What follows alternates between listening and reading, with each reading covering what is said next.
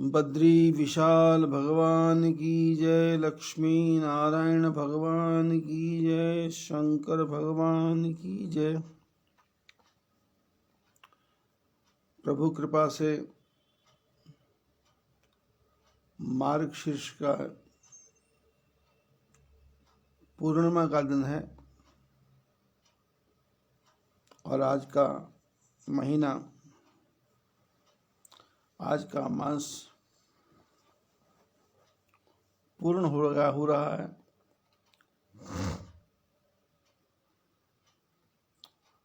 और हम लोग भक्ति के मार्ग की तरफ धीरे धीरे और गहरे गहरे गहरे प्रवेश कर रहे हैं।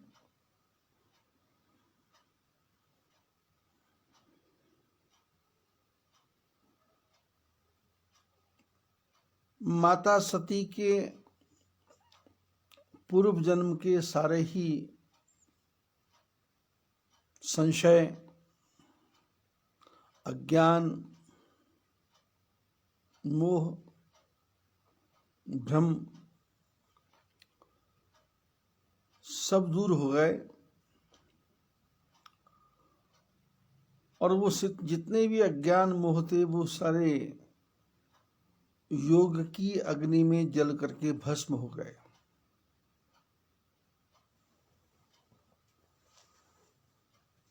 जिस माता सती के शरीर को कभी जगत जननी कहा गया, कभी भवानी कहा गया,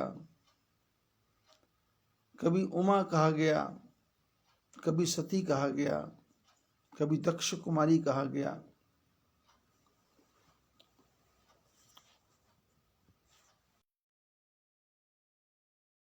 उन्हीं माता सती का शरीर जब जोग की अग्नि में जल करके भस्म हो गया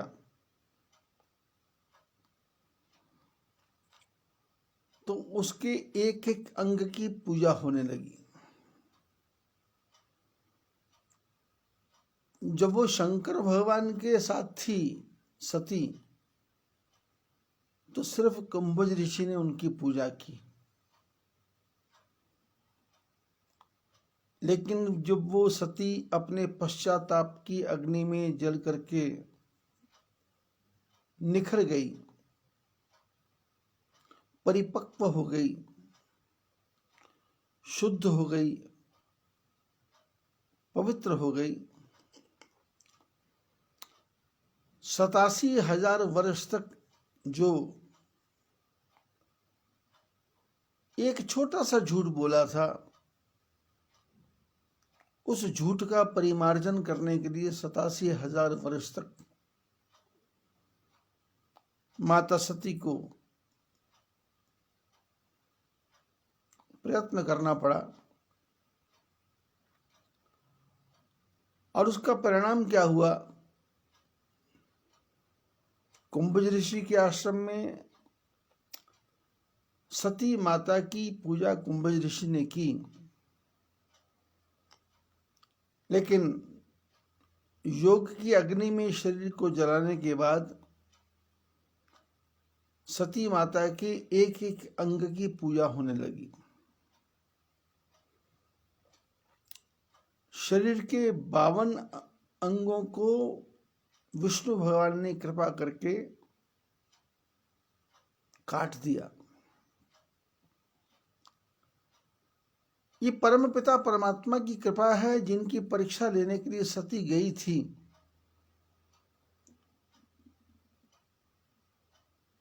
उन परमात्मा ने ऐसी कृपा की कि आपने मेरी कथा नहीं सुनी, कोई बात नहीं, पर आप ज्ञात अज्ञात में मेरे पास आई, मेरी परीक्षा लेने आई।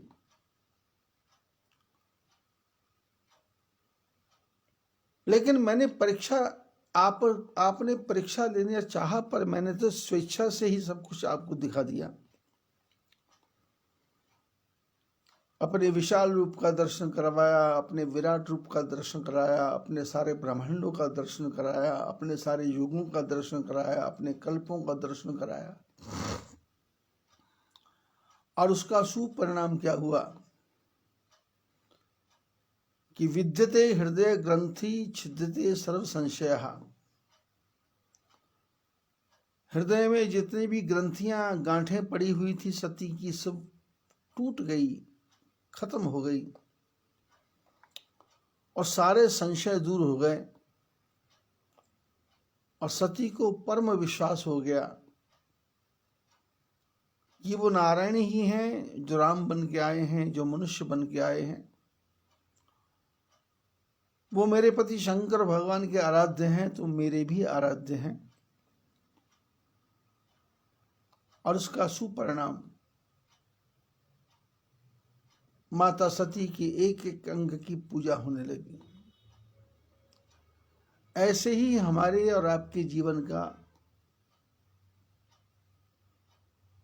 दृश्य है। जब हम अपने जीवन के हर क्षण को परमात्मा के चरणों में भेंट कर देते हैं, अवलोकनी बोलनी मिलनी प्रीति परस्पर हास। देखना है तो भगवान को, सुनना है तो भगवान को, समझना है तो भगवान को, मिलना है तो भगवान को, जानना है तो भगवान को, समझना है तो भगवान को, परखना है तो भगवान को, और सानिध्य प्राप्त करना है तो भगवान का। जब ऐसा होता है तो हमारी भी पूजा होती है, हम भी पूजा के लायक हो जाते हैं। जैसे कबीर हुए, नानक हुए, दादू हुए, मीरा हुई, जनाबाई, नामदेव, तुकाराम, ज्ञानदेव, जगत गुरु शंकराचार्य, विवेकानंद, दयानंद। हमारे जीवन के अंदर पूरा इतिहास पड़ा हुआ है कि जिसने अपने जीवन को भगवान के चरणों में अर्पण कर दिया, उसके जीवन में उसके नाम को लेने के लिए लाखों लोग तैयार हैं, उनको याद करने के लिए लाखों लोग तैयार हैं। परमात्मा का नाम याद आए ना आए, पर मीरा का नाम याद आता है। मेरे तो गिरधर गोपाल दूसरा ना कोई। दादू का नाम याद आता है कि तन भी तेरा, मन भी तेरा, तेरा पिंड परान। कबीर का नाम याद आता है कि मेरा सुमिरन हरि करे, मैं पायो विश्राम। और नरसिंह मेहता का नाम याद आता है कि भलू थियूं भागी जंजाल, सुखी भजसू श्री गोपाल। सदना कसाई का नाम याद आता है, नंदा नाई का नाम याद आता है, अजामिल का नाम याद आता है, गज ग्राह का नाम याद आता है। क्यों? परमात्मा के लिए जीवन अर्पण कर दिया। मेरा जीवन तेरे हवाले प्रभु, तू ही इसको संभाले। सती ने मरते मरते नारायण भगवान से वरदान मांगा, क्योंकि सती मरत हरि सन वर मांगा, जन्म जन्म शिव पद अनुराग। और उसका परिणाम सती हिमाचल की पुत्री हुई। माता का नाम सुनैना।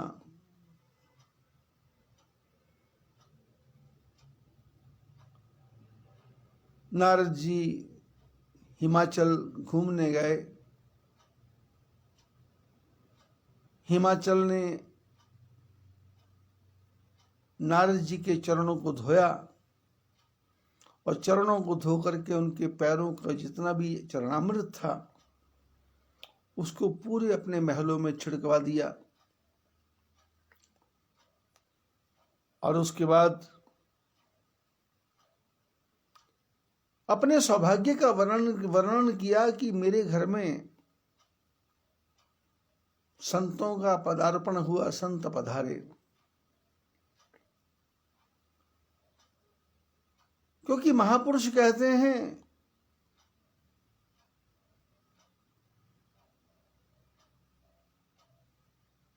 कि सविप्र पादोदक कर्दमानी सवेद शास्त्री ध्वनि गर्जितानी स्वाहा स्वधाकार समन्वितानी वैकुंठ तुल्यानि गृहाणि तानि। जिसके घर में ब्राह्मणों का प्रवेश हो, जिस घर में वेद शास्त्रों की ऋचाओं का वर्णन हो, जिस घर में पूजा पाठ हो, अग्निकुंड का निर्माण करके उसमें आहुतियां डाली जाएं, वो घर नहीं, वो वैकुंठ है। वैकुंठ तुल्यानि गृहाणि तानि, वो घर वैकुंठ के समान है। हिमाचल ने अपने सौभाग्य का वर्णन किया और वर्णन करने के बाद में संतों के चरणों को अपने पूरे घर में छिटकवा दिया, पूरा घर पवित्र कर दिया, तन भी पवित्र, मन भी पवित्र, जीवन भी पवित्र। और सुता बोली मेली मूली चरणा, अपनी बेटी पार्वती को बुलाया और बुला करके महात्मा जी के चरणों में प्रणाम करवाया, मेली चरणों में सिर रख दिया। और बेटी को देख करके पिता ने कहा, त्रिकालज्ञ सर्वज्ञ तुम, तो भविष्य वर्तमान को जानने वाले हैं।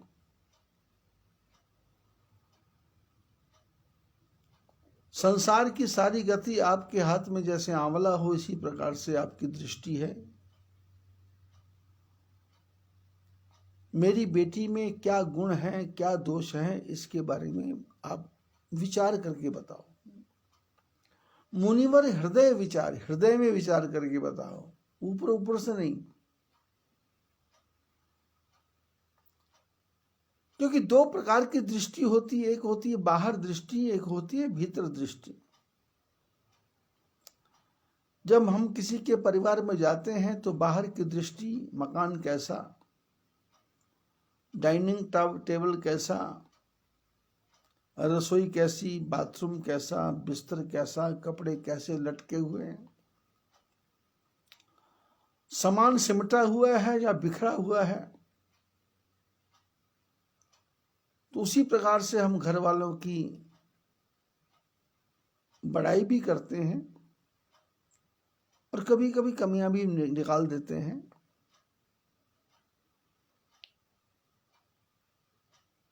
लेकिन जब हम हृदय से विचार करते हैं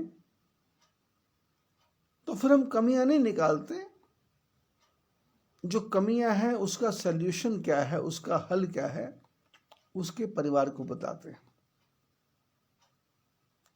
दो दृष्टि है, एक दृष्टि है बहिरंग कि ऊपर ऊपर से लीपा पोती कर दी, बड़ाई कर दी, अच्छाई कर दी, उसका गुणगान कर दिया, तुम बहुत समझदार हो, बुद्धिमान हो, तुम्हारा परिवार बहुत अच्छा है। और एक फाउंडेशन को तैयार किया, मकान कितना सुंदर है, यदि उसकी फाउंडेशन खराब है तो मकान कभी भी टूट सकता है। और यदि फाउंडेशन अच्छी हो गई तो फिर मकान टिकेगा। तो जो अच्छे पड़ोसी हैं, अच्छे मिलने वाले हैं, वो बाहर बाहर की बात नहीं करते, वो अंदर की बात करते हैं कि जीवन बनेगा कैसे, जीवन संभरेगा कैसे, जीवन सुधरेगा कैसे, जीवन में बाहर कैसे आएगी, जीवन में आनंद कैसे आएगा, आपके परिवार का नाम आगे कैसे बढ़ेगा। इस प्रकार से वो उस बात की तरफ ध्यान देते हैं, फाउंडेशन को मजबूत करते हैं।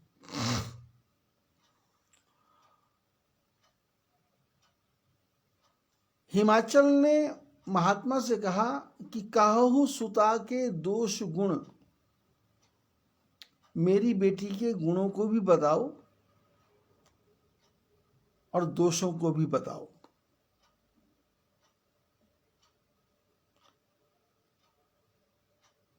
मतलब ये नहीं कि सामने देखा देखी बात कर दो, फॉर्मेलिटी पूरी कर दो, लोकोपचार कर दो, लोक व्यवहार कर दो, नहीं। और वो जो सारी बातें बतानी है, मुनिवर हृदय विचारी, कह मुनि बिहसी गूढ़ मृदुबानी, सुता तुम्हारी सकल गुण खानी। अब इस कथा की तरफ थोड़ा बहुत ज्यादा ध्यान देना पड़ेगा। हवा में कथा नहीं निकालना है।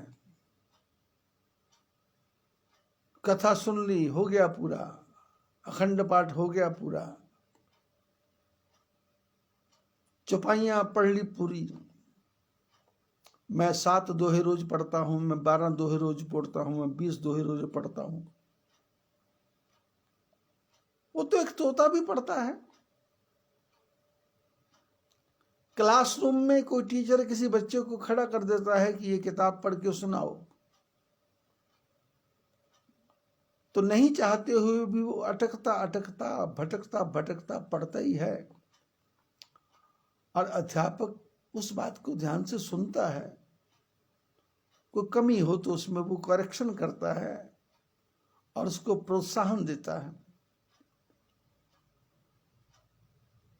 लेकिन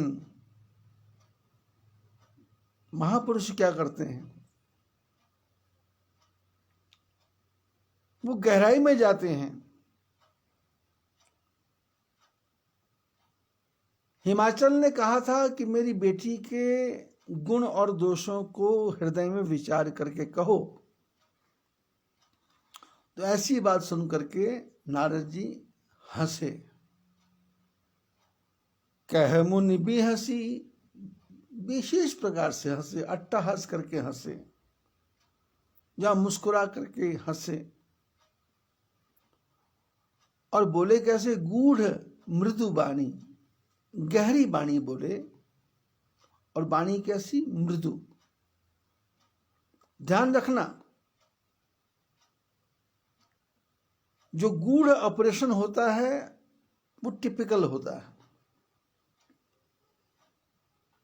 घाव के ऊपर मलम लगाना एक आराम की बात है, लेकिन घाव को ऑपरेट करना थोड़ा कठिन है।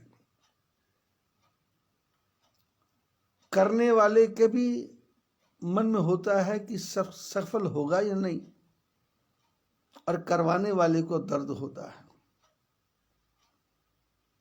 जब गूढ़ वाणी बोली जाती, गूढ़ रहस्यमयी वाणी बोली जाती है,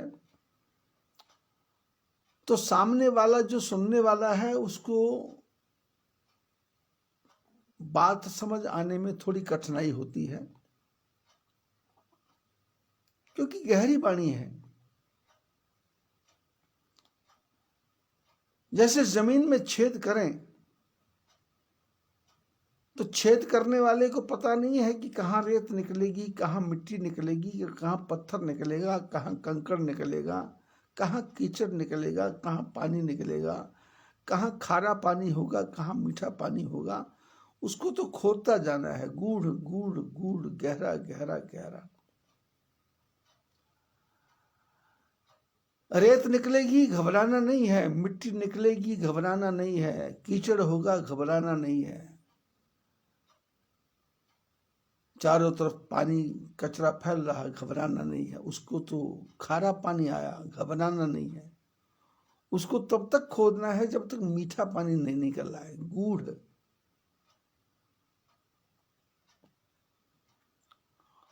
और गूढ़ के साथ में मीठी वाणी। अक्सर क्या होता है, जब परिवार में कोई बड़ा बूढ़ा कुछ गहरी बातें बोलता है तो उसके बोलने का स्टाइल, उसके चेहरे का जो बोलने का ढंग है, थोड़ा सा कर्कश हो जाता है। दिखता है डांट रहे हैं, समझा रहे हैं, फटकार रहे हैं,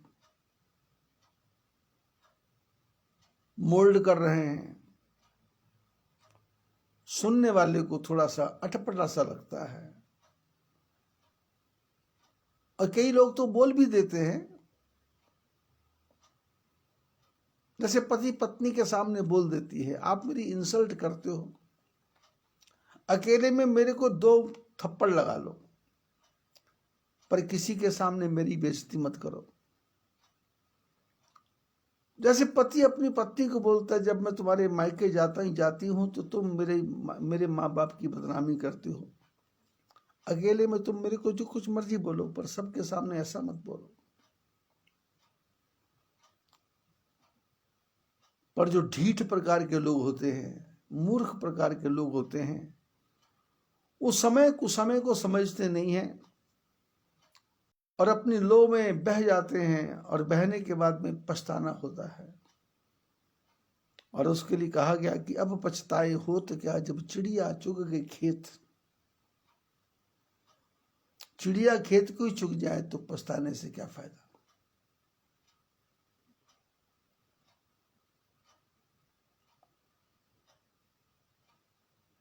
कह मुनि बिहसी गूढ़ मृदुबानी। महात्मा जी ने कहा गूढ़ बातें,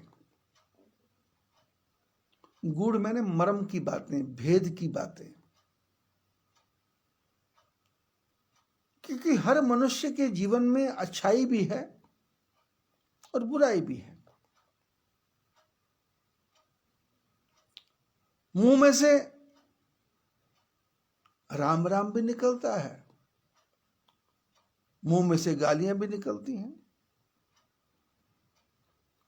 मुंह में से परमात्मा का स्मरण भी निकलता है,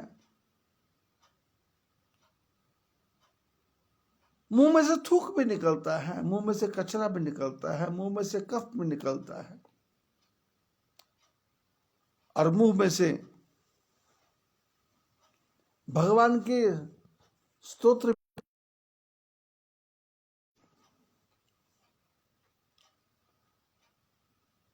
लेकिन जब सामने वाला प्रेमी बैठा हो तो मुंह से थूक निकलता है तो उसको वो अवॉइड करता है। प्रेम की गाली निकलती है तो उसको अवॉइड करता है, राम राम निकलता है तो उसको स्वीकार करता है। तो कह मुनि बिहसी गूढ़ मृदु बानी। बानी तो गूढ़ थी लेकिन बानी मीठी थी। बस ये सूत्र हमको अपने जीवन में स्वीकार कर लेना चाहिए। हम बोले तो गहरी बात, पर मीठे ढंग से। हमारे महापुरुषों ने, ब्राह्मणों ने, कथाकारों ने कथा सुनाते सुनाते हमको इतना डरा दिया, इतना भयभीत कर दिया कि मौत आएगी, मर जाओगे, नरक में जाओगे, स्वर्ग में जाओगे, नाली के कीड़े बनोगे, गंदगी के ढेर बनोगे, जीवन नरक बन जाएगा, जीवन स्वर्ग बन जाएगा, पत्नी साथ नहीं देगी, पुत्र साथ नहीं देगा, तुम्हारी ग्रह दशा खराब होने वाली है, शनि आने वाला है, रवि आने वाला है, राहु आने वाला है, केतु आने वाला है। और इतना डरा, शास्त्रों ने नहीं डराया, लेकिन हमारे शास्त्रों के व्याख्यान करने वाले जो विद्वान ब्राह्मण थे उन्होंने हमको इतना डरा दिया। वो चाहे कोई भी हो, सनातन धर्म में तो ऐसा था ही नहीं, लेकिन हमारे विद्वान ब्राह्मणों ने उसकी ऐसी अटपटी व्याख्या की कि सामने वाला भयभीत हो जाता है, डर जाता है, आक्रांत हो जाता है, आक्रांत। मेरे को घटनाक्रम याद आता है नाहन में, हिमाचल नाहन में श्रीचंद जी कनौड़िया, उनके परिवार में पौत्र की प्राप्ति हुई, पौत्र पैदा हुआ। और जिस सनातन धर्म सभा में मैं सत्संग कर रहा था, वहां का पुजारी बसंत कुमार था, गढ़वाल का रहने वाला, उत्तरांचल का रहने वाला। उस समय उत्तराखंड नहीं था, उत्तर प्रदेश था। 30-35 साल पुरानी बातें हैं। जब पौत्र पैदा हुआ तो उसकी वो जन्मपत्री बनाने के लिए समय कब पैदा हुआ, किस समय पैदा हुआ, कितने बज के कितने मिनट पे पैदा हुआ, तो बसंत कुमार जी को वो अपने बेटे का वो दे गए, पत्री बनाओ। तो इन्होंने पत्रिका बनाई। अब विद्वान तो थे नहीं, पढ़े लिखे भी नहीं थे बसंत कुमार जी ज्यादा, पर हाँ वो ब्राह्मण का लेवल लगा हुआ था। थोड़ा सा वो कुंडली की रेखा बनानी आती थी, राहु केतु कहाँ बिठाना है ये लिखना, बुध कहाँ है, शनि कहाँ है, राहु है, केतु है। वो ऐसे ही किताब देख करके उन्होंने छाप दिया और पता नहीं कहाँ से उन्होंने उसका जो फल था लिख दिया कि बच्चा अल्प आयु है। एक दिन के बाद में दादाजी पंडित जी के पास आए, कहा जी वो जन्मपत्री बन गई क्या? पंडित जी ने कहा बन गई। बोले दिखाओ। दिखाई तो जो उसका फल देखा तो उस फल का परिणाम ये दिख रहा था कि ये बच्चा मर जाएगा। अब दादाजी को तो क्रोध आ गया, सनातन धर्म के वो प्रेसिडेंट थे, पंडित जी पे गर्म हो गए। आवाज मेरे कमरे तक पहुंचती, मैं उठ के गया, जाके देखा हाथापाई की नौबत आने वाली थी। मैंने कहा भाई क्या हुआ? तो उन्होंने कहा पंडित श्रीचंद जी ने कहा ये देखो पंडित जी ने मेरे पोते की जन्म पत्री बनाई और ये कहते वो मर जाएगा। मैंने कहा मेरे को दिखाओ। हालांकि मेरे को भी जन्म पत्री के बारे में इतना ज्यादा ज्ञान नहीं है, होड़ा चक्र के बारे में मेरे को कोई ज्ञान नहीं है, अंक गणित के बारे में मेरे को कोई ज्ञान नहीं है। पर संत महापुरुषों से मीठी वाणी बोलना सीखा है। तो पत्रिका मैंने अपने हाथ में ली और हाथ में लेकर के थोड़ा सा मैंने उसमें करेक्शन, उसके नीचे कुछ लिखा और लिखने के बाद में मैंने कहा कनोड़िया जी आपके पौत्र के भाग्य में मृत्यु का योग था। ये पंडित जी ने गलत नहीं लिखा, लेकिन आपके पितरों की कृपा से ये बेटा कम से कम 70 साल की उम्र तक जिंदा रहेगा, ये इसका फल निकलता है। और उसके लिए आपको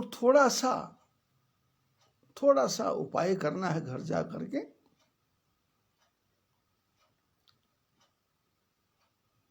कि 2 झाड़ू लेकर के किसी ब्राह्मण को दान कर देना है, उससे वो कचरा सब साफ हो जाएगा। तो हमारे जो श्रीचंद जी थे उनकी सांस में सांस आई, वो वहां से गुस्से से उठे, पर मेरी तरफ उन्होंने स्नेह से देखा। घर गए, जाते समय झाड़ू लिया, बच्चे के सिर से घुमाया, किसी ब्राह्मण को दान किया। आज वो पौत्र कम से कम 36-37 साल का तो होगा ही, 35-36 साल का होगा।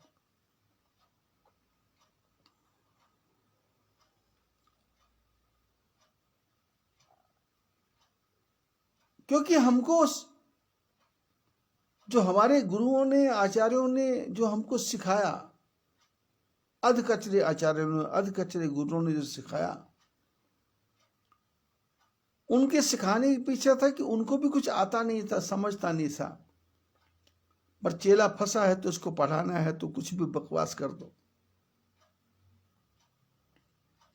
ज्योतिष शास्त्र अंक गणित से सूर्य ग्रहण का, चंद्र ग्रहण का पता लग सकता है, सितारों का पता लग सकता है, लेकिन भविष्य का पता तो भविष्य के गर्भ में है, वो तो ठाकुर जी की इच्छा में है। इसलिए महापुरुष कहते हैं गूढ़ वाणी भी बोलना हो तो वो मीठी वाणी बोलना है, कड़वी नहीं बोलना है जिससे दूसरे के चोट लग जाए। कह मुनि भी हंसी, पहले तो हंसे, क्यों? क्योंकि ग्राउंड तैयार करना है। अब सामने वाले को समझाना है तो गूढ़ बातें बोलनी पड़ेगी। अब गूढ़ बातें क्या होती हैं? किसी पति पत्नी की शादी हुई और लड़की का 15 लड़कों से पहले अफेयर चल रहा था। उस समय वो गूढ़ बानी बोले कि ये तो 15 लड़कों के साथ घूमा करती थी, तो घर बस जाएगा क्या? लड़का 20 लड़कियों के साथ घूम घूम के आया था, अब गूढ़ बानी बोलना है, अब वो बात बोलेंगे तो क्या घर बस जाएगा क्या? तो उसके लिए पहले माहौल तैयार करना पड़ता है। पहले जिससे बात करना है उसको शब्दों के द्वारा इस प्रकार से बांधना पड़ता है कि मेरी बात सुन करके उनके मन में चोट ना लगे और उनका परिवार ना बिगड़े।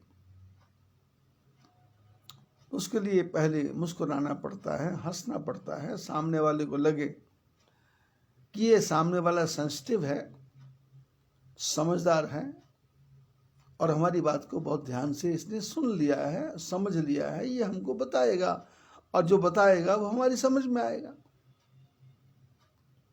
लेकिन हम लोग क्या करते हैं, हमारे सामने कोई आता है तो हम उसको पहले बोलते हैं तुम्हारे ऊपर काल सर्प योग है, तुम्हारे ऊपर मृत्यु का योग है,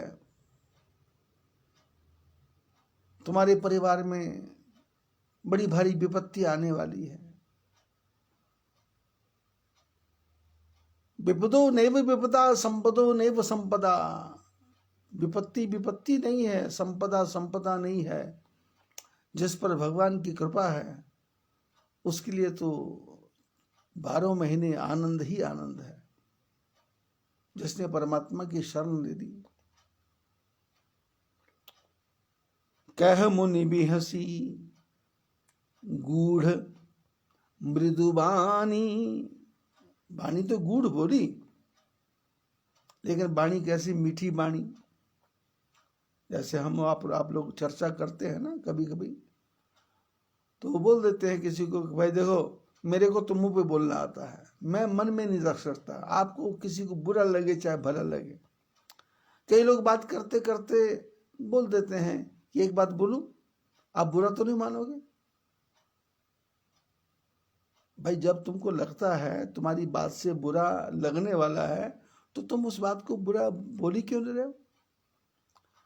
और यदि तुम उसको अपना मानते हो तो ये पूछने की आवश्यकता है मैं कुछ बात बोलूं तो बुरा तो नहीं मानोगे?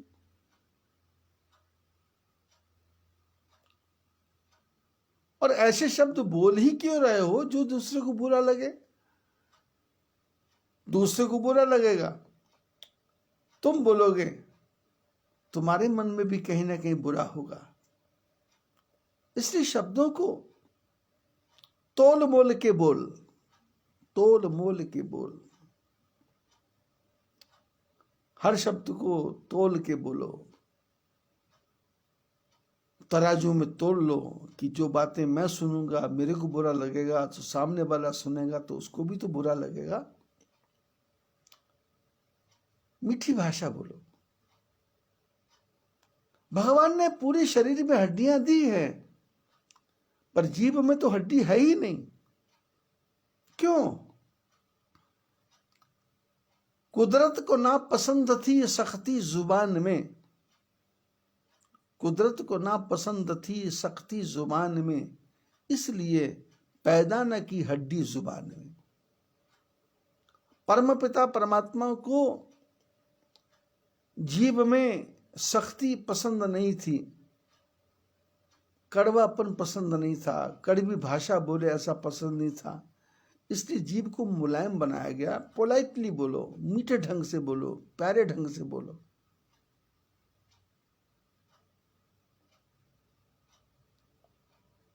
पत्नी ने पूछा चाय बन गई है, तो पति कह दे रखी है चाय, ठंडी हो गई है तो गर्म कर देता हूं। पति ने पूछा नाश्ता बन गया है, बोले बस बनने वाला है, मैं आप ही का इंतजार कर रही थी, पोलाइटली ढंग से।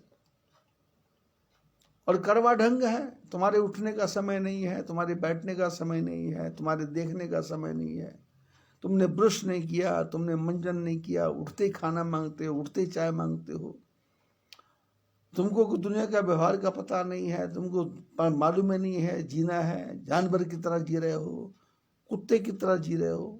अब प्रातः काल उठते शुरू हो गया पाठ। तो शब्द है तोल मोल के बोल। चाय भी वही है, कॉफी भी वही है, नाश्ता भी वही है। उसी ब्रेकफास्ट से पूरा दिन आनंद में बीत जाएगा, उसी ब्रेकफास्ट से पूरा दिन कलह में बीत जाएगा। उसी देखने से सामने वाला प्रसन्न हो जाएगा, उसी देखने से सामने वाले को डाउट होगा कि इसके मन में पाप है कि अपराध है, क्या है। क्योंकि एक कुत्ते का बच्चा भी जानता है कि सामने वाला मेरे को प्रेम से बुला रहा है कि गुस्से से बुला रहा है। तो आदमी तो सब कुछ समझता ही। तो कह मुनि भी हंसी गूढ़ मृदुबानी। बातें गूढ़ करना है, गंभीर करना है,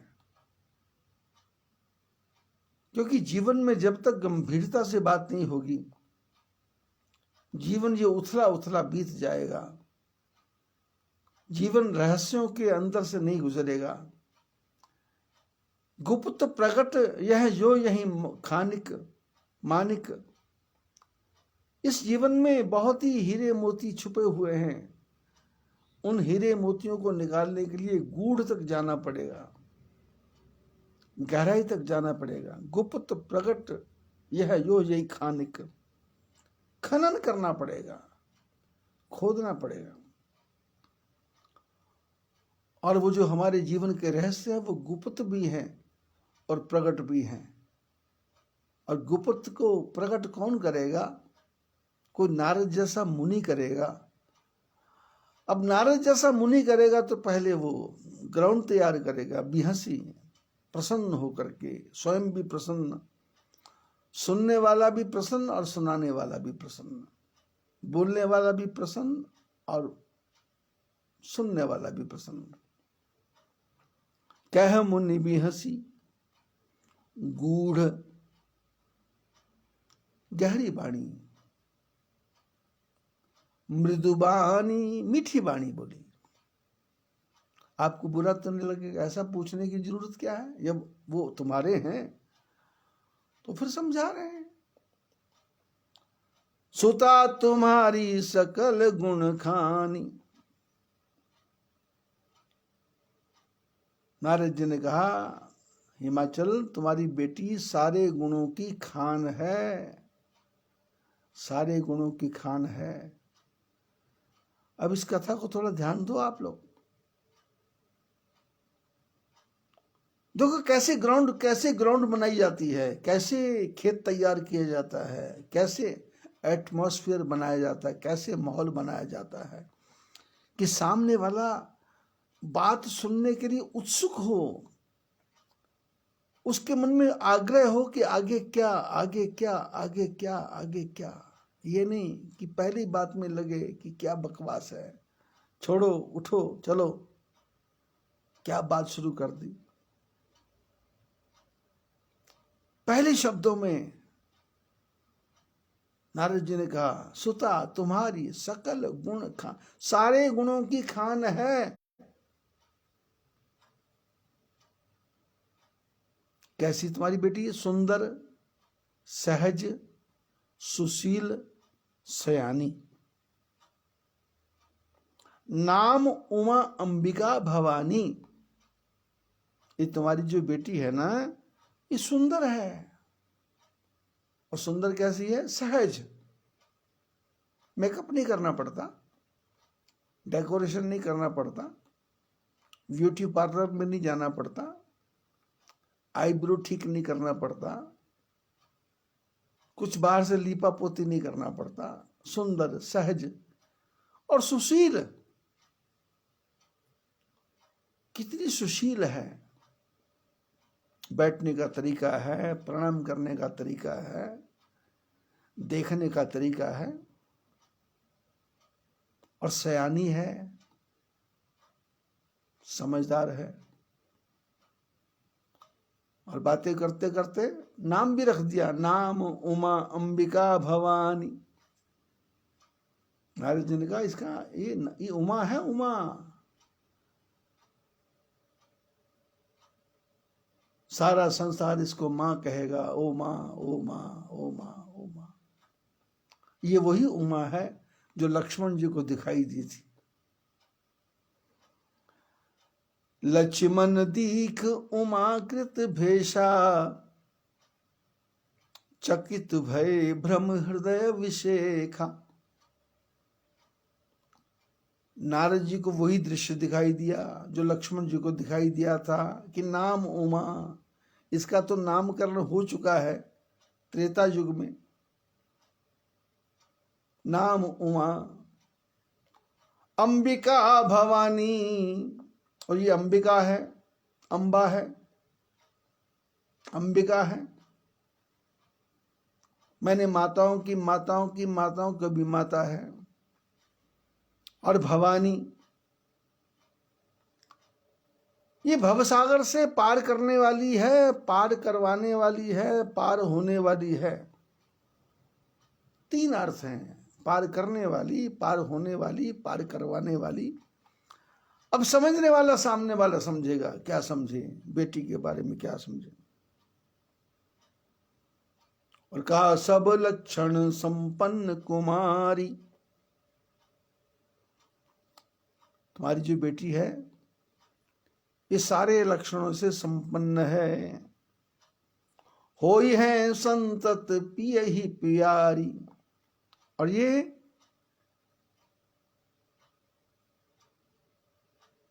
हर क्षण अपने पति को प्यारी रहेगी। होई है संतत सी पिय ही प्यारी, ये निरंतर अपने पति को प्यारी रहेगी। क्योंकि नारद जी को याद आ गया कि सती मरत हरिसन वर मांगा, जन्म जन्म शिव पद अनुरागा। सती ने मरते समय वरदान मांगा था, जन्म जन्म तक प्रभु के चरणों में प्यार बना रहे। तो वही शब्द नारद जी बोल रहे हैं, होई है संतत पिय ही प्यारी। महापुरुष लोग भजन गाते हैं, भक्ति करते छूटे मेरा प्राण, प्रभु यही मांगू रे। भक्ति करते छूटे मेरा प्राण, प्रभु यही मांगू रे। मेरी आशा निराशा करना नहीं, मेरे अवगुण हृदय में धरना नहीं। मेरी आशा निराशा करना नहीं, मेरे अवगुण हृदय में धरना नहीं। रटूं श्वास श्वास तेरा नाम, प्रभु यही मांगू रे। भक्ति करते छूटे मेरा प्राण, प्रभु यही मांगू रे। अपने भक्तों का दास बना लो मुझे, अपने भक्तों का दास बना लो मुझे। प्रभु चरण शरण में लगा लो मुझे, प्रभु चरण शरण में लगा लूं मुझे। देना आकर दर्शन दान, प्रभु यही मांगू रे। देना आकर दर्शन दान, प्रभु यही मांगू रे। भक्ति करते छूटे मेरा प्राण, प्रभु यही मांगू रे। सती मरत हरिसन वर मांगा, जन्म जन्म शिव पद अनुरागा। नारद जी ने कहा, सब लक्षण संपन्न कुमारी, होई है संतत पिया ही प्यारी। क्योंकि हिमाचल ने कहा था ना कि त्रिकालज्ञ सर्वज्ञ तुम, आप त्रिकाल दृष्टा है। इसकी भूत को भी जानते हैं, इसके वर्तमान को भी जानते हैं, इसके भविष्य को भी जानते हैं। तो नारद जी भूत वर्तमान भविष्य तीनों की तरफ देख करके बात करते हैं। लक्ष्मण जी की बात, मरते समय जो वरदान मांगा था उसकी बात, और शंकर भगवान के चरणों में जो प्रेम मांगा था उसकी बात। तो होई है संतत प्रिय ही प्यारी, और सदा अचल यही कर रही बाता। और नारद जी ने एक शब्द और बोला कि इस जन्म में ये हमेशा सौभाग्यशाली रहेंगी। मैंने इसका जो पति है वो कभी मरेगा नहीं, और ये भी कभी मरेगी नहीं। दोनों ही अचल हैं, दोनों ही अटल हैं। सदा अचल अही कर अही बात है। इसका जो पति है उसकी कभी मृत्यु नहीं होगी, और इसकी भी कभी मृत्यु नहीं होगी। इसकी भी मांग में सिंदूर भरा रहेगा, और इसका पति तो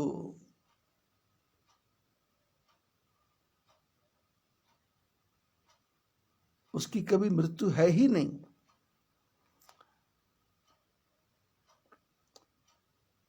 ऐते जस पई है पितु माता। बोले जी, जो तुम्हारी लड़की है ना, इसका पति तो कभी मरेगा ही नहीं, और इसके कारण इस लड़की के माता पिता को भी यश मिलेगा, सारे संसार में यश मिलेगा। मैंने हिमाचल तुम्हारा भी नाम होगा, और जो मैना है तुम्हारा भी नाम होगा, तुम दोनों का नाम होगा।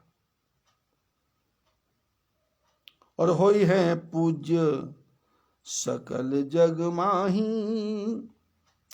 एहि सेवत कछु दुर्लभ नाही।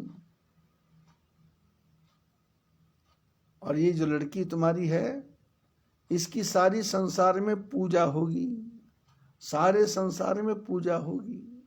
पूजा होगी क्या? 52 शक्तिपीठों की स्थापना हो गई, अब इससे ज्यादा पूजा क्या करना है? वैष्णवी देवी में जाएं पूजा हो रही है, चामुंडा में जाएं पूजा हो रही है, तारा देवी झारखंड में जाएं पूजा हो रही है, कामाख्या देवी जाएं पूजा हो रही है, कलकत्ता में जाएं पूजा हो रही है, शिमला में जाएं पूजा हो रही है, हिंगलाज पाकिस्तान में जाएं पूजा हो रही है। कहीं ज्वाला के रूप में, कहीं कांगड़ा के रूप में, कहीं चामुंडा के रूप में, कहीं चिंतपूर्णी के रूप में, कहीं खीर भवानी के रूप में। हम अपने माता पिता को भोजन दे न दें, पर माता जी के मंदिर में तो आरती की थाली पहुंच रही है, घंटियां घड़ियाल बज रहे हैं।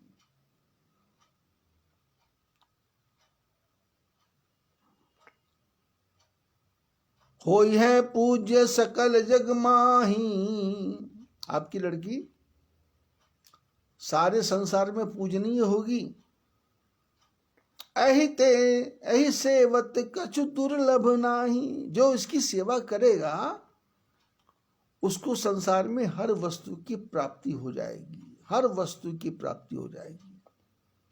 सुख, शांति, समृद्धि, ऐश्वर्य, परमानंद,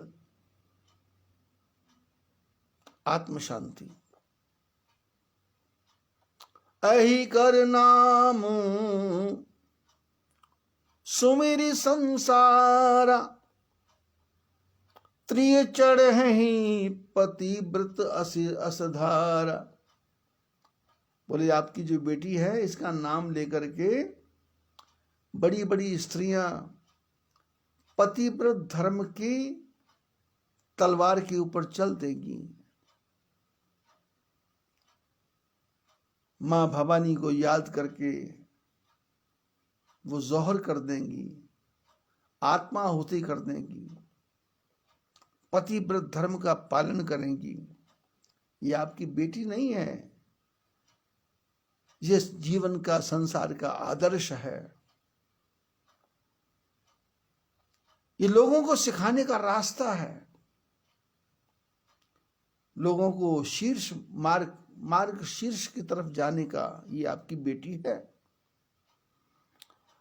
शैल सुलक्षण सुता तुम्हारी, ऐ पर्वतराज तुम्हारी बेटी सुलक्षणा है, सुलक्षणा। अब देखो गूढ़ वाणी सुनो। इतनी देर तक बेटी की बड़ाई बड़ाई बड़ाई बड़ाई बड़ाई बड़ाई बड़ाई बड़ाई बड़ाई करते जा रहे हैं नारद जी। और अब सुनहु ये अब गुण द्विचारी। बोले ये तो मैंने गुण सुना दिए, अब थोड़े से एक दो अवगुण भी हैं वो भी सुन लो।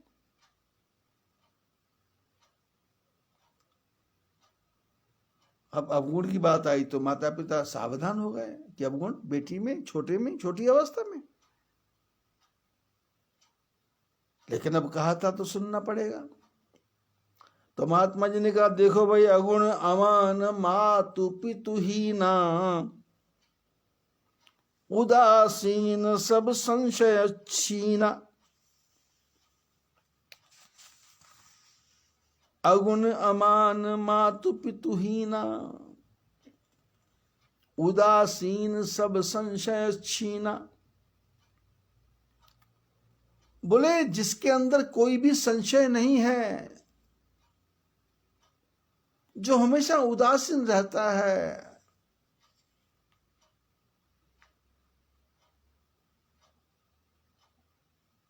ना मांगू मैं सोना चांदी धन दौलत कुछ नहीं, मैं तो मांगू तेरे चरणों में एक छोटा सा कोना।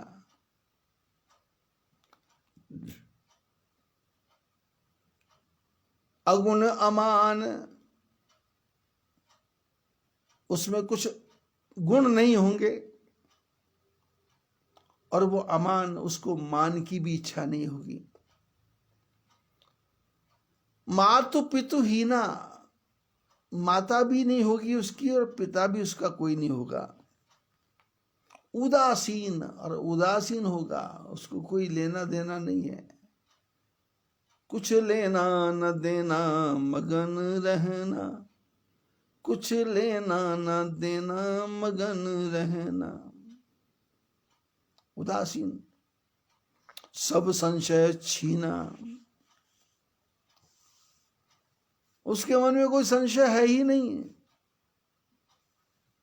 कुछ नहीं। ठीक, आदमी जिंदा है वेलकम, आदमी मर गया वेलकम, प्राण आ गए वेलकम। शिव नाम है उसका, और शिव में ई है, ई से स्त्री बनती है और ई से ही ईश्वर बनता है। और शिव में से ई निकल जाए तो स्त्री भी गई और ईश्वर भी गया और प्राण भी गए। योगी जटिल अकाम मन, नगन अमंगल भेष, अस स्वामी यही कह मिलही, परिहस्त असरेख। बोले अभी तक तो मैंने आपकी बेटी के बारे में त्रिकालदर्शी होकर देखा, क्योंकि आपने कहा त्रिकालज्ञ सर्वज्ञ तुम, गति सर्वत्र तुम्हारी। कहु सुता के दोष गुण मुनि बर हृदय विचारी। आपने कहा त्रिकाल हो गए, तो मैंने त्रिकाल भूत की बातें बता दी, जो वर्तमान है उसकी बातें बता दी। अब भविष्य की बात देखने के लिए इसकी हाथ की रेखा को देखना पड़ेगा। और महात्मा जी ने, नारद जी ने पार्वती के हाथ की रेखाओं को देखा। एक ही घटनाक्रम है। नारद जी जब शीलनिधि नाम के राजा के घर में गए तो वहां शीलनिधि राजा ने अपनी बेटी को बुला करके प्रणाम नहीं करवाया। आन दिखाई नारद ही भूपति राजकुमार, कहु सुता के दोष गुण मुनिवर हृदय विचार। शीलनिधि ने अपनी बेटी को आकर के दिखाया, प्रणाम नहीं करवाया। और लड़की दिखाते कब है? जब शादी की बात हो। तो आन दिखाई नारद ही भूपति राजकुमार, राजा ने अपनी बेटी दिखाई। और ये नहीं कहा तुम त्रिकालज्ञ हो, तुम सर्वज्ञ हो, तुम्हारी गति सब जगह है, क्योंकि ऑपरेशन थिएटर था। नारद जी का ऑपरेशन नारायण भगवान ने करना था, इसलिए ना त्रिकालज्ञ, ना सर्वज्ञ, ना गति, ना कुछ। आन दिखाई नारद ही भूपति राजकुमार, कहु सुता के दोष गुण मुनिवर हृदय विचार। ऐ मुनि श्रेष्ठ, मुनि श्रेष्ठ नारद जी थे, लेकिन कामदेव ने जब से प्रणाम किया तो जो मुनि है वो राम कथा छोड़ करके काम कथा करने लग गए, तो पतन हो गया। तो जो शीलनिधि नाम का राजा है वो ऑपरेशन थिएटर का सबसे बड़ा डॉक्टर है, सर्जन। तो सर्जन जब सर्जरी करता है तो बेहोश करने से पहले बातें करता है, पूछता है तुम्हारा नाम क्या है, गांव क्या है, और आपके साथ कौन कौन आए हैं, यदि अभी बाथरूम जाना होगा तो कोई आपकी हेल्प करने को तैयार है क्या। ऐसे बातें करते करते वो जिस शरीर का ऑपरेशन करता है उस पर अंगों पे कपड़ा डालना शुरू कर देता है, और धीरे धीरे बेहोशी का इंजेक्शन लगाता है। और बातें करते करते करते करते जो आदमी बेहोश हो जाता है तो साइलेंट हो जाता है, तो वो समझ जाता है कि अब ये गया। तो शीलनिधि नाम का राजा क्या है, उन्होंने क्या किया, अपनी बेटी को प्रणाम नहीं करवाया। आन दिखाई नारद ही, शीलनिधि ने, डॉक्टर है ना, तो उसने कहा कि देखो, सोचा कि आपने कामदेव को भी देखा था, लेकिन कामदेव का आपका कुछ नहीं बिगाड़ सका, और कामदेव की बनाई हुई ये लड़की है, इसमें भी काम है। इसलिए देख करके आपके मन में कोई प्रभाव पड़ता नहीं है। काम को देखा तो कोई प्रभाव नहीं पड़ा, तो इस लड़की को भी देख लो। तो आन दिखाई नारद ही, दिखाई, काम को देखा, जीत गए, अब इसको भी देखो, जीत जाओगे क्या। आन दिखाई नारद ही भूपति राजकुमारी, राजा ने बेटी को दिखाया। और ये नहीं कहा कि आप त्रिकाल दर्शा हैं, दृष्टा हैं, सब कुछ जानते हैं, आपने कामदेव को जीत लिया, शंकर भगवान से बड़े बन गए, नारायण भगवान से बड़े बन गए, ब्रह्मा से बड़े बन गए, कुछ नहीं। क्योंकि डॉक्टर के सामने मरीज होता है, करोड़पति हो चाहे रोडपति हो, उसको ऑपरेशन करना है, इलाज करना है, उसको ठीक करना है। वो सुंदर है असुंदर है, उसके अंग ठीक हैं नहीं ठीक हैं, उसके ओंठ ठीक हैं, आंखें ठीक हैं, हाथ ठीक है, पैर ठीक है, उसकी तरफ देखता नहीं। वो तो जहां ऑपरेशन करना है उसकी तरफ उसका ध्यान होता है। शील निधि ने आन दिखाई नारद ही भूपति राजकुमार, कहु सुता के दोष गुण मुनिवर हृदय विचार। और राजा ने कहा, महात्मा जी आपका तो हृदय बहुत समझदार है ना, आपका हार्ट तो बहुत मजबूत है ना, इसलिए अब थोड़ा सा हार्ट दिल के अंदर विचार करके इस लड़की के गुण और दोषों को विचार करके बताओ। हाथ देखने की बात नहीं की, कहे हो सुता के दोष गुण मुनिवर हृदय विचार। कामदेव के बारे में हृदय में विचार किया, इसके बारे में भी हृदय विचार। और हालत यह हुई कि नारद जी तो उस लड़की की तरफ देखते ही रह गए। हाथ नहीं देख रहे, चेहरा ही देख रहे हैं, और चेहरा देखते देखते खो गए। और कहाँ खो गए? जो अहि बरई अमर सोई होई, समर भूमि तही जीत न कोई। नारद जी हृदय में विचार करने लगे कि जो इससे शादी करेगा, भाग्य में तो ये लिखा था, नाथे की रेखाओं में तो ये लिखा था कि जो जिसको कोई विजय नहीं कर सकता वो इसका पति बनेगा, जो कभी नहीं मर सकता वो इसका पति बनेगा। लेकिन शीशे के अंदर देख रहे, आईने के अंदर देख रहे तो उल्टा दिखाई दे रहा है। सामने देखते तो ठीक दिखता, लेकिन आईने में दिखते, अपने हृदय के आईने में दिखते हैं तो वहां क्या दिखाई दे रहा?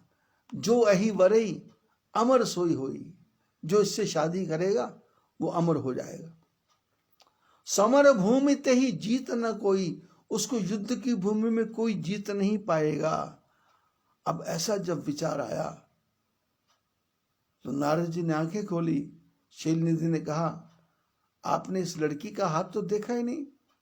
तो नारद जी ने कहा, हमको हाथ देखने की क्या जरूरत है, हम तो चेहरा देख के दिल के भाव बता देते हैं। दिल की बात बता देता है असली नकली चेहरा। शीलनिधि समझ गए कि बाबा बेहोश हो गया, इसको जो एनेस्थीसिया दिया था वो चढ़ गया। बेहोशी, ऑपरेशन की तैयारी करो। नर्सिंग स्टाफ को बोल दिया तैयारी करो, शस्त्र अस्त्र ले आओ। अब बाबा गया।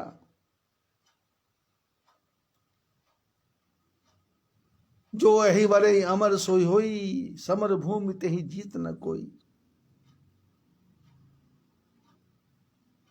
लेकिन मैं कामदेव को जीत के ब्रह्मा जी का पुत्र सबसे बड़ा बन गया। शंकर भगवान ने मेरे को बड़ा कह दिया, विष्णु भगवान ने मेरे को गले से लगा लिया। अब तो जो हिरण्यकशिपु के विचारधारा थी वो नारद जी के मन में घुस गई। हिरण्याक्ष की विचारा जो थी नारद जी के मन में घुस गई। तभी तो नारायण भगवान ने कहा, उर अंकुरे गर्भ तरु भारी। बोले जो मुसीबत हिरण्यकशिपु की थी, जो हिरण्याक्ष की थी, वही बीमारी नारद जी को हो गई।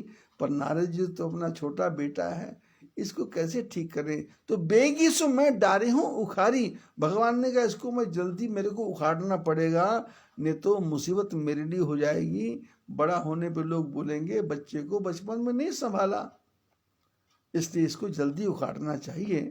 तो लक्ष्मी को कहा कि कुछ उपाय करो, नोट फोट निकालो, पैसे वैसे जमा है तो बाहर निकालो। लक्ष्मी ने कहा, भंडार खुला हुआ है, करना क्या है? बोले ऑपरेशन थिएटर बनाओ बड़ा लंबा, और 7 योजन विस्तार, 100 योजन लंबा चौड़ा ऑपरेशन थिएटर तैयार हो गया। डॉक्टर तैयार हो गए, नर्सिंग स्टाफ तैयार हो गया, और ऐसी नर्सें हैं सुंदर से सुंदर, ऐसे वार्ड बॉय है सुंदर से सुंदर, ऐसे राजा है सुंदर से सुंदर, ऐसी लड़की है सुंदर से सुंदर। और नारद जी के मन में आया कि हे प्रभु, यदि तुमने मेरे को सचमुच ही बड़ा बनाना था तो कम से कम सुंदर तो बना दिया होता। इस सुंदर लड़की को यदि मैं पाना चाहूं तो ये तो स्वयंवर कर रही है, और स्वयंवर में ये जिसको वर्ण करेगी वो इसका पति बनेगा। तो मेरे को तो ये स्वीकार करेगी ही क्यों? क्योंकि हाथ में तंबूरा है और बातों में भी तंबूरा है और दिमाग भी तंबूरे जैसा ही हो गया है, बुद्धि भी तंबूरे जैसी हो गई है और विचार भी तंबूरे जैसा ही हो गया है, मन भी तंबूरे जैसे हो गया। तंबूरा फूला हुआ होता है, तूंबे का बना होता है, तूंबे पे तार लगी होती है, तार एक ही बात बोलती है, टन टन टन टन, कुछ नहीं, उसके अपने कोई शब्द नहीं, बस टन टन टन, जो भर दिया वही बोलना है। कामदेव को जीतने के बाद में नारद जी का मन तंबूरे जैसा, बुद्धि तंबूरे जैसी, विचार तंबूरे जैसे फूल गए, फूल गए।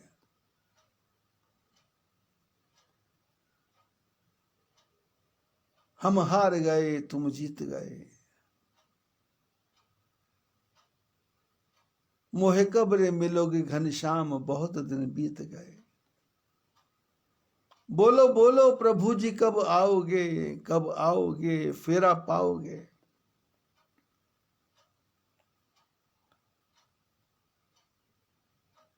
मन तंबूरा तार तन, मन तंबूरा बन गया अहंकार में।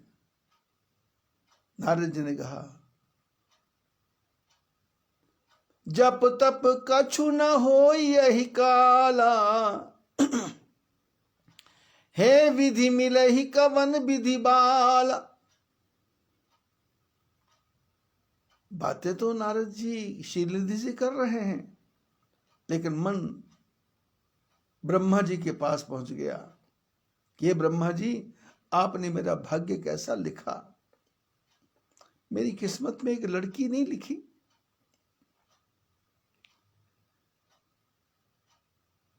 और ये लड़की भाग्य से आ गई है, तो हे विधि मिले ही कवन विधि बाला। हे ब्रह्मा जी, ये लड़की किस प्रकार से मिलेगी? क्यों? स्वयंवर हो रहा है, ये स्वयंवर में सुंदर को चुनेगी और मैं सुंदर कहां?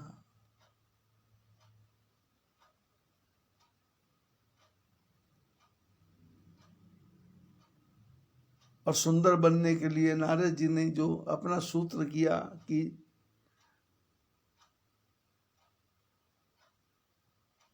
जप तप कछु न होई यही काला, हे विधि मिले ही कवन विधि बाला। सुंदर बनने के लिए जप चाहिए, तप चाहिए, तब सुंदरता आती है। ये लड़की कहां से मिलेगी? मोरे हित हरि सम नहीं कोई, अहि अवसर सहाय सोई होई। इस समय नारायण को छोड़ करके मेरा कोई भी हितकारी नहीं है, क्योंकि पिताजी ने मेरे को जो बनाना था वो तो मैं बन गया। शंकर भगवान ने पहले बोल दिया कि ये फालतू की बातें करना बंद करो, ज्यादा बकवास करना बंद करो, राम राम किया करो। लेकिन यहां तो अपॉर्चुनिटी आ गई, सामने लॉटरी खुल गई, सामने बम्पर प्राइज आ गया। अब इस बम्पर प्राइज को कैसे प्राप्त करना है? मौत ना आए, युद्ध भूमि में कोई जीत ना सके। यही तो हिरण्यकश्यप, रावण, कुंभकर्ण, हिरण्याक्ष यही तो चाहते हैं, कंस भी यही चाहता है। हमारे आपके जीवन में जब ये दशा आ जाती है कि कोठी ऐसी बनाऊंगा कि दुनिया देखती रह जाएगी, समझना हिरण्यकश्यप आ गया। पैसा इतना कमाऊंगा कोई जीवन में खत्म ही नहीं होगा, समझना हिरण्यकश्यप आ गया। अब तो कोई मेरा हाथ नहीं पकड़ सकता, समझना हिरण्यकश्यप आ गया। जब ये मन में आ गया कि अब तो मेरे साथ कोई भी डिस्कस नहीं कर सकता, समझना हिरण्यकश्यप आ गया। और जब आत्मसमर्पण आ जाए तो समझना राम आ गए, राम। शीलनिधि से बात करते करते नारद जी के मन में आया कि मोरे हित हरि सम नहीं को, अहि अवसर सहाय सोई हो। नारायण को छोड़ के मेरा हितकारी कोई नहीं है। लेकिन नारायण के पास पहुंचने के लिए तो बैकुंठ में जाना पड़ेगा। पर नारद जी दुनिया को ज्ञान देते हैं कि नारायण सब जगह है, पर अपनी बुद्धि काम करना बंद कर देती है। जब मुसीबत आती है ना, जाको प्रभु दारुण दुख देही, ताके पहले मति हरड़े ही। जिसको मुसीबत आनी होती है उसकी बुद्धि को पहले भगवान कुंठित कर देते हैं, बुद्धि को लकवा मार जाता है, बुद्धि कुंद हो जाती है, बुद्धि मंद हो जाती है, बुद्धि साइलेंट हो जाती है।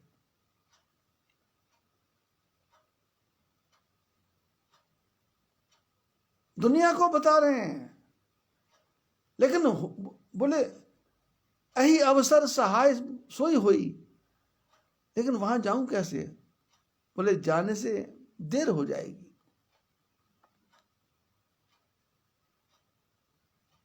प्रभु सहायता करो। और ऐसा कहते भगवान तो सामने प्रकट हैं। क्या चाहिए? बोले अपना रूप दे दो। लड़की का हाथ नहीं देखा, चेहरा ही देखा, पर आज हिमाचल के घर में